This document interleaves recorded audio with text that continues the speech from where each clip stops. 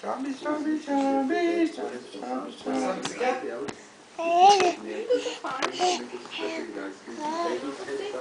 quer? Pagando pela necessidade de agilidade.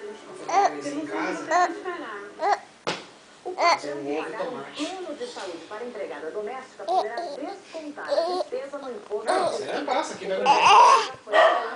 Eu não vou poder comer as coisas por causa da azia. Eu tô com vontade, mas não. Saúde é a coisa mais importante. Arroz tem aí. Quando trabalha sem saúde. Hã? Arroz tem do almoço. Sem saúde é impossível trabalhar. Tem ovo? Lavar, Vai lá, mas não cozinhar, então nem se fala. A empregada doméstica ganha menos de R$1.000 com isso. Quando adoece, tem que recorrer aos hospitais públicos, enfrentar filas e uma longa espera por uma consulta médica. Não tem condição. Tô filmando ele tirando a meia lá. Ó. Aí. E qual é o seu sonho? Tira outra agora. Desejo de Francisca? Tira. Ó, aqui, Gabriel, ó. Gabriel, aqui, ó.